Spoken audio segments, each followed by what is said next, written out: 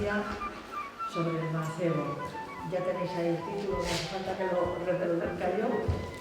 Esto forma parte del ciclo que se inició un poco a raíz de la exposición que se ha hecho también en el centro de Mudéjar, y luego, desde luego, forma parte de la revalorización y la visibilización del patrimonio humano que hay en Arévalo y que parece que estaba olvidado, o por lo menos no estaba visibilizado.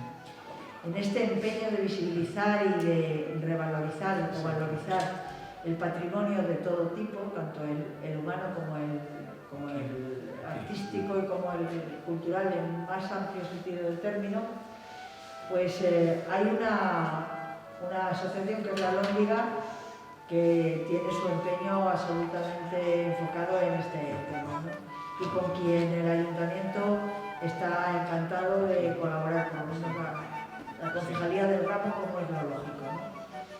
Bueno, yo les presento, no hace falta que les presente, pero bueno, a Juan Carlos López, que es el presidente de la Alhóndiga, y que es el que nos va a informar y a enriquecer con la figura o con el tratamiento de la figura del mancebo y del otro arriero, pues no sé si no tiene algo escondido en la mano. Muchas gracias. Bueno, pues muchísimas gracias, María Luisa. Muchísimas gracias a Julio, el concejal del Ayuntamiento de Arévalo. Tengo que reiterar siempre mi agradecimiento al Ayuntamiento de Arévalo porque, bueno, pues como he dicho muchas veces, es muy gratificante poder hacer este tipo de cosas y poder colaborar en actividades culturales y, bueno, pues poder hacer poder recuperar a estos personajes que tenemos un poco tan olvidados. Voy a empezar sin más porque quiero a ver si podemos hacer una conferencia cortita para luego, si queréis, debatir un poco. Antes de empezar, perdonadme, no penséis que soy pretencioso. Cuando participamos en las conferencias de Raimundo, en las charlas, en los cursos del proyecto Leal que impartían José Luis Gutiérrez Robledo, Serafín de Tapia o Raimundo Moreno, ¿recuerdas, Fabio? Pues en aquellas charlas muchas veces nos hablaban de adarves, de atobriques, de mocárabes, de pinjantes, de almizates, y yo algunas veces me quedaba un poco inalvis, no entendía muy bien de lo que me hablaban. Y lo que hacía luego cuando iba a casa pues era mirar un poco el glosario. Algunas veces hablé con Raimundo la posibilidad de hacer algún glosario de términos mudéjares y de construcción. Y bueno, pues al final se hizo. No voy a entrar en eso, simplemente que no penséis que por lo que voy a hacer a continuación antes de empezar la conferencia soy pretencioso. Digo esto porque he preparado un pequeño glosario introductorio de algunas de las palabras que utilizamos o que estamos utilizando en todo este contexto. No sé si me oís bien todos, sí. Bien, mudéjar es, dicho de una persona, es un musulmán, un hispano-musulmán que vivía lógicamente en territorio hispano, y cuando se hace la conquista por parte de las gentes del norte, de los vascos, de los franceses, de los gallegos, de la gente de lo que llamamos los tramontanos, pues se quedaron a vivir aquí. Pagaban un tributo, pero bueno, no creo que fuera un tributo mucho más gravoso que el que pagaban los siervos de la gleba. La palabra, como veis ahí, procede del término muzayán, que es aquel a quien se le ha permitido quedarse. Es un término un poco más peyorativo, incluso es la palabra que se utiliza a menudo, domesticado o sometido. Yo pienso que eran simplemente hispanos que se quedaron pues al tiempo de la conquista por parte de los cristianos del norte, y bueno, pues era su tierra al fin y al cabo, ¿no? Aljama, que es otro término que se utiliza mucho, procede del término árabe al-yamá, algo así. Se le llamó en la Edad Media al conjunto de personas pertenecientes a las comunidades musulmanas y que vivían en tierras cristianas y que tenían una personalidad jurídica propia.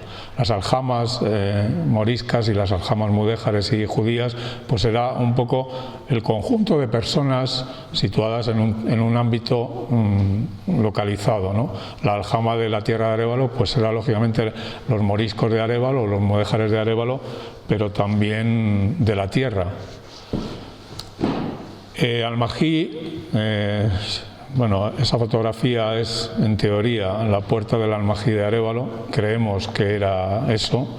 Y bueno, pues es un espacio físico donde los mudéjares, los moriscos, iban no solo a rezar, era una especie de centro social, ¿no? Donde iban a rezar, a hacer actividades, donde los niños aprendían a hacer pues a leer el Corán, etcétera, etcétera, ¿no? La Maqbara, el otro día hablamos de ella y me preguntó una persona qué era eso. La Maqbara eran los cementerios musulmanes. Apareció hace muy pocos años un cementerio musulmán en Ávila, probablemente uno de los más importantes que hayamos tenido en España, y bueno, pues desgraciadamente por cuestiones urbanísticas, pues prácticamente desaparecido. Sería interesantísimo encontrar el sitio en que estaba la Maqbara de los moriscos y de los mudéjares arevalenses. Mancebo, también me preguntaron, es una persona joven, especialmente un hombre que ha dejado de ser niño. En este caso, cuando hablamos del mancebo, parece ser que hay planteamientos que proponen que era una persona joven y por eso se apodó como mancebo de Arévalo. Estos son términos que aparecen en el diccionario de la RAE. Mezquita, lógicamente, es el sitio donde los musulmanes adoran a Dios. Es la fotografía de la mezquita de Córdoba, lo más significativo en mezquitas que probablemente haya en el mundo. Y Morería, bueno, pues es el espacio físico de la ciudad ocupado por población mudéjaro morisca. En este caso nuestro, la Morería estaba contenida a la izquierda de la Plaza del Arrabal, pues más o menos entre la calle que actualmente se llama calle principal de la Morería, el frente sur de la Plaza del Arrabal, la iglesia de El Salvador y bueno, pues esa zona, un poco la calle de Tercias, ¿no? Morisco es un musulmán que se bautiza tras la pragmática conversión forzosa del año 1502 en la Corona de Castilla o de 1526 en la Corona de Aragón. El otro día comentó Serafín un poco, yo lo he recordado hoy, que los judíos cuando se planteó la conversión forzosa de ellos un poco antes, pues prácticamente se marcharon todos. Los moriscos entendían que esta era su tierra y se quedaron aquí.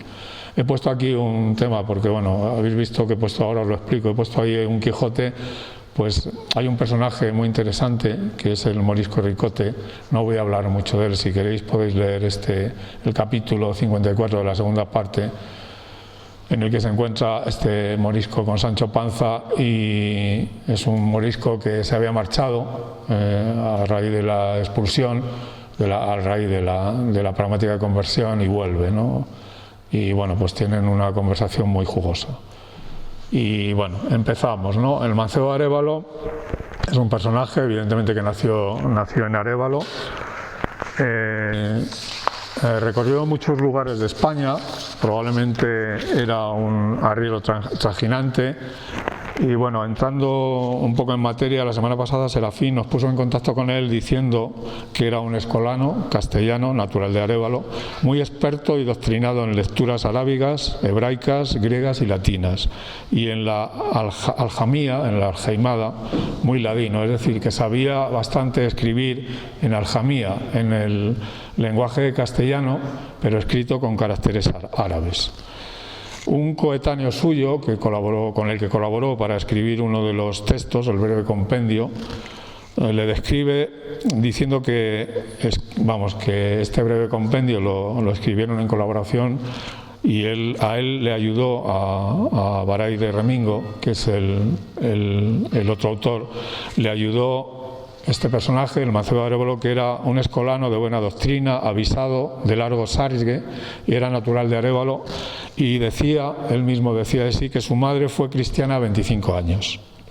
Según la hipótesis que Serafín nos planteó en su trabajo sobre el personaje, se trataría de un tal Gutiérrez, hijo de Cristóbal de Barrionuevo, abulense, morisco abulense, y de Catalina Velázquez, morisca de nombre previo a bautizarse Fátima, arevalense, y nieto de dos personajes que convendría empezar a buscar información sobre ellos, porque eran un tal Alía Albeitar y Catalina Franca, dos moriscos. Alía Albeitar tuvo un trabajo bastante importante en el Palacio Real de Juan II, en la época de los Reyes Católicos, y estuvo a las órdenes de Gutiérrez Velázquez de Cuéllar, el padre de Juan Velázquez de Cuéllar, y por eso cuando se bautiza, pues su padrino es Gutiérrez Velázquez de Cuéllar, que es el padre, como he dicho, de Juan Velázquez, y por eso se pone de nombre Gutiérrez Velázquez.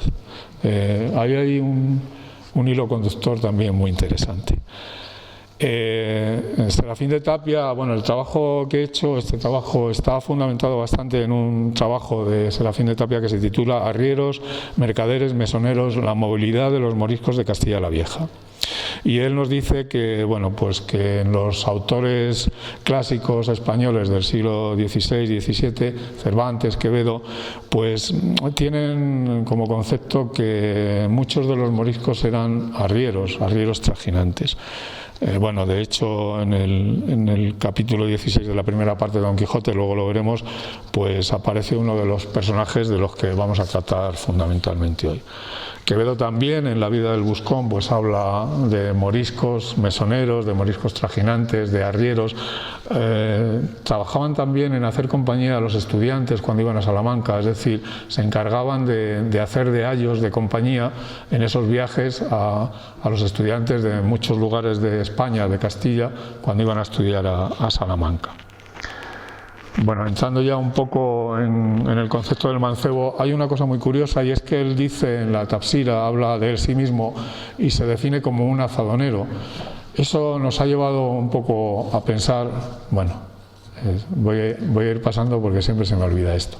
Eso nos ha llegado a pensar que podría haber trabajado como azadonero y haber hecho pozos. De hecho, bueno, pues en la exposición que tenéis en la bodega de la casa del centro del Mudéjar, pues hemos hecho una pequeña recreación de un pozo, ¿no? Él decía literalmente: ¿qué hará un miserable azadonero que no sabe sino cortar leños en invierno, segar heno en verano? Con lo cual, pues ha dado un poco esa visión de que podría haber sido, pues, un azadonero, una persona que se dedicaba a cavar pozos. Pero a través de algunos de los trabajos, pues una de las autoras que habla, porque en el Mancebo de Arévalo tenemos la enorme suerte de que hay un montón de autores, tanto en España como en otros países del mundo, incluido Puerto Rico, Inglaterra, que se han encargado de investigar sobre este personaje. Pues hay una autora que dice: ¿qué hace un humilde azadonero, un segador de heno, como él mismo se define, comprando cajas para transportar espadas de lujo, las espadas del maestro Perrillo? Así lo dice él mismo en uno de sus fragmentos de la Tafsira. Yo salí un día de lunes de Almería para subir a San Clemente, donde me aguardaba Ibrahim González de Ávila, que nos hacían 2 huchas de espadas, una grande, maestro, que le llaman el Perrillo, y nos costaron una dobla cada hucha.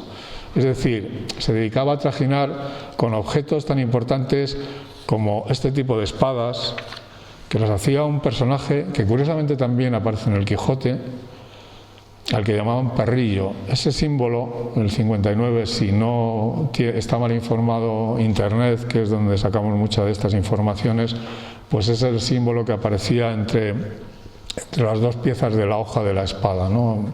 No sé si en esta parte más o menos. Bueno, esta es una espada, le llaman una espada de Boabdil, en la que aparentemente, bueno, está en la biblioteca de París, y parece ser que lleva ese símbolo. No he encontrado unas fotografías de ella, pero eran muy malas, ¿no? En el Quijote, como os he dicho, bueno, pues hay una escena que seguramente todos recordaréis, que es la famosa escena de los leones, en la que el ingeniero Hidalgo, bueno, pues se encuentra con un carro que lleva leones y le reta, le obliga al señor del carro a abrir la puerta de los leones, y entonces Cervantes hace una especie de exhorto, ¿no?, dedicado a Don Quijote, y le dice: tú a pie, tú solo, tú intrépido, tú magnánimo, con una sola espada, y no de las de Perrillo cortadoras. Es decir, está haciendo referencia a esas espadas con las que comerciaba nuestro Mancebo de Arévalo. Es, como veis, bueno, pues muy irónico. Cervantes era muy irónico, muy guasón en todos sus escritos. Seguimos adelante. Bueno, como veis, bueno, lo que os decía, ¿no? Este relato, el relato anterior en el que él se presenta como un trajinante y que va a comprar espadas, pues da un poco la explicación de por qué por qué realiza todos estos viajes, que el otro día también nos explicaba Serafín de Tapia. Pues lo encontramos en Astorga, en Sigüenza, en Ocaña, en San Clemente, en Jaén, en Ronda, en Málaga, en todos estos lugares, porque al fin y al cabo, pues más que un cavador de pozos, lo que es evidente era que era un arriero trajinante, como la mayoría de los, o como muchos de los moriscos de este país en esa época, ¿no? Bien, hasta aquí el mancebo. Pasamos ahora a ver al otro personaje, que es un personaje también muy importante. Bueno, voy a hacer referencia a por qué. Veis aquí que he puesto el Quijote y he puesto la Tapsira. Son dos libros que contienen precisamente a estos dos personajes de los que estoy hablando yo hoy. En el Quijote está el arriero de Arévalo, un personaje de ficción que parece real, y la Tapsira, bueno, pues es la obra de un autor real que parece de ficción, porque bueno, pues se nos presenta como un personaje oculto. Prácticamente no sabíamos nada de él hasta que seguimos sin saberlo, pero bueno, Serafín de Tapia ha planteado su hipótesis, esa hipótesis tan interesante que nos le plantea como un personaje que tiene unas raíces familiares y que conocemos, o aparentemente conocemos, o creemos estar sobre la pista de conocer a algunos de sus antecesores, ¿no? A sus padres, a sus abuelos.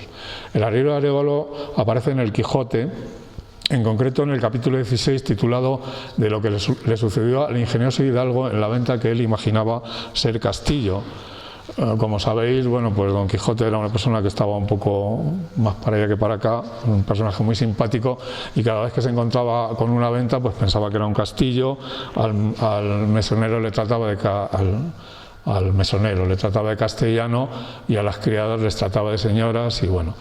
Entonces hay un pasaje que para mí es verdaderamente ingeniosísimo y que tiene mucho que ver con todo esto, que dice lo siguiente, lo voy a leer textualmente. Sucedía a estos dos lechos, es decir, una vez que están en la venta y todo esto, pues se van todos a acostar al altillo del mesón, de la venta.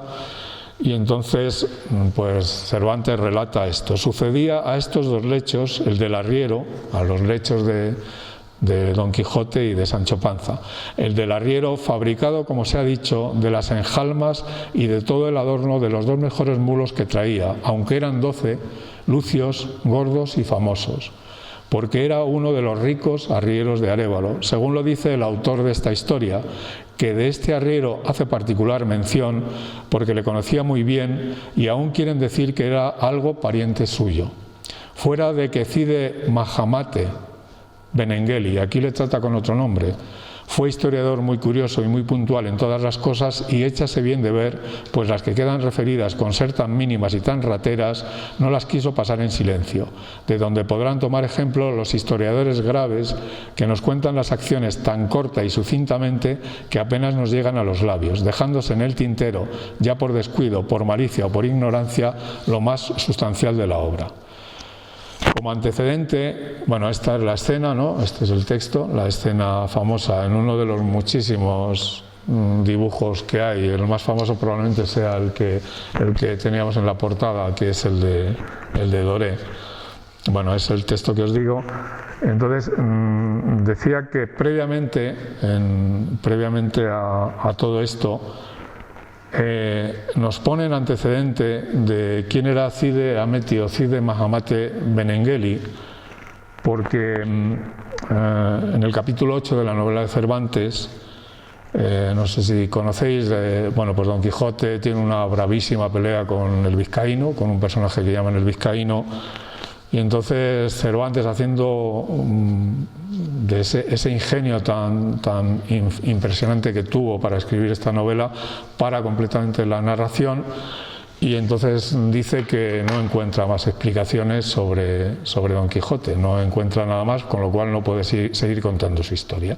Acaba ese capítulo y en el siguiente, bueno, pues hace una introducción y nos dice que estando un día en Alcalá de Henares, en Toledo, pues en la tienda de un morisco, en una tienda de un ropavejero, de un personaje que vende ropa vieja y antigüedades, encuentra unos papeles escritos en aljamiado.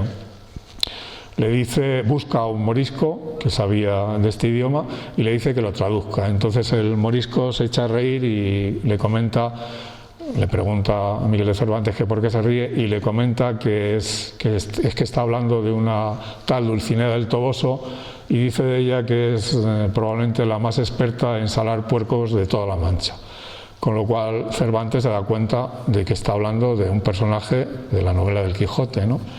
Y entonces compra todos los papeles y puede continuar su historia. La historia se titulaba La historia de Don Quijote de la Mancha por Cide Hamete Benengeli, historiador morisco. Entonces hace un hilo completamente conductor, o sea, un hilo conductor verdaderamente impresionante, cuando él habla de nuestro arriero de Arévalo y le dice que era algo pariente de este otro morisco, con lo cual sabemos o presumimos que nuestro arriero era también morisco, trajinante, porque se dedicaba a recorrer España con recuas, era recuero, con mulas, y bueno, pues comerciaba al igual que nuestro mancebo de Arévalo, que se dedicaba un poco a lo mismo.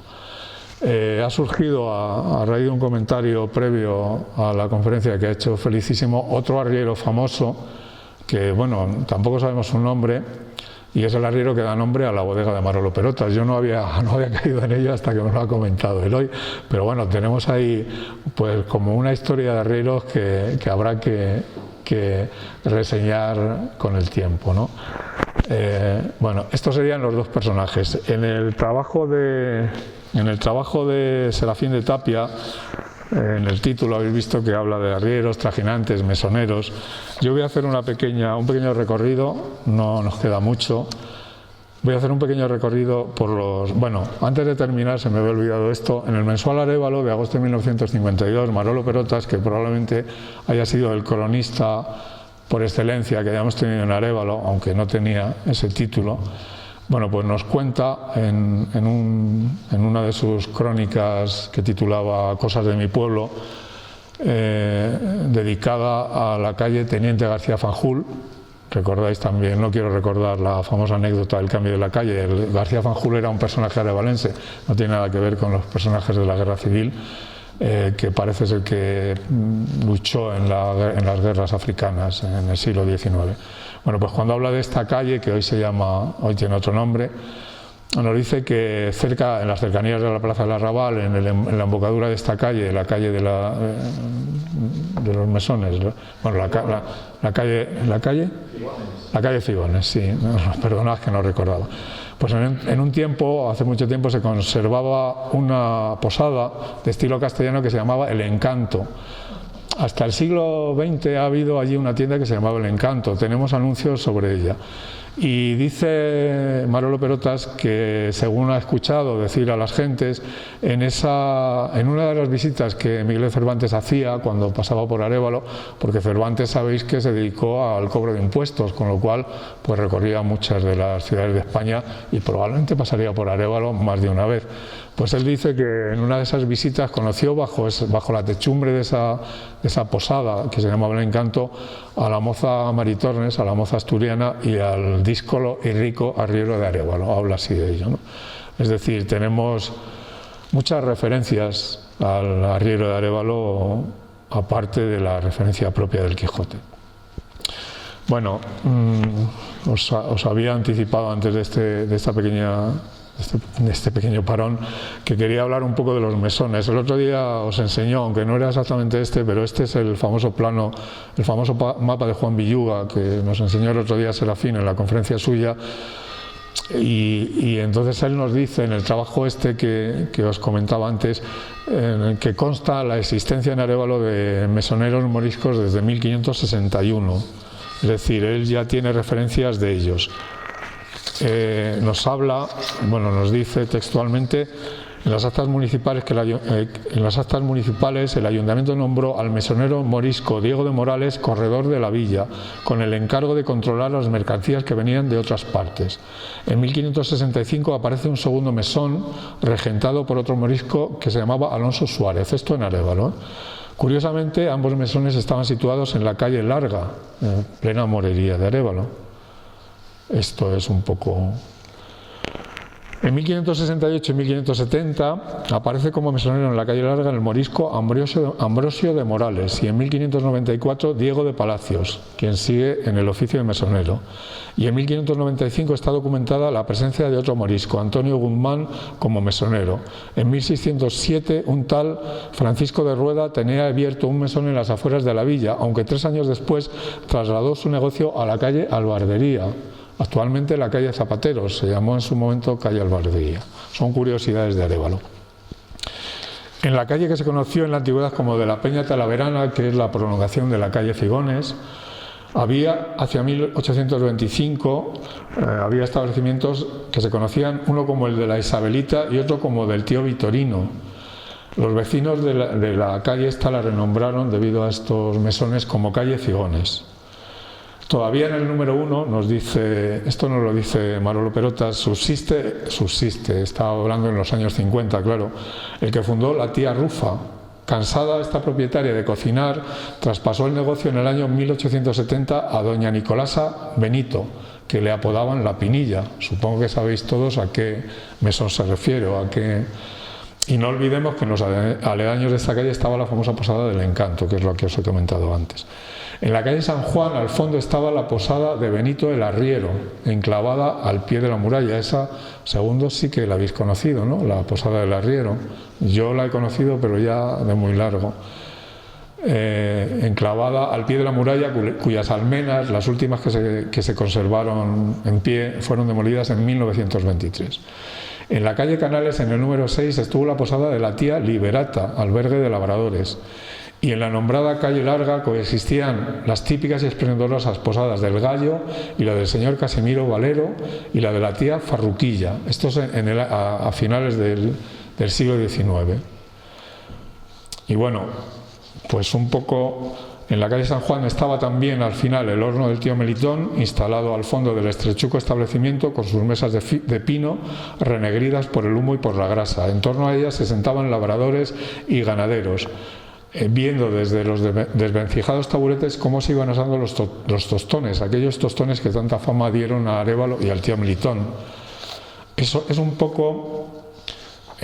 algunos de los mesones que había, he hablado también de los albergues del 800, y bueno, terminaba un poco el planteamiento diciendo esto, ¿no? Bullicio de animación los días de mercado, hormigueo de agricultores y gañanes, tratantes y mercaderes, arrieros y trajinantes, borriquillos, es decir, toda esta costumbre de los trajinantes, de los comerciantes, de los mesones, trascendieron hasta bien mediados al siglo XX, del siglo pasado.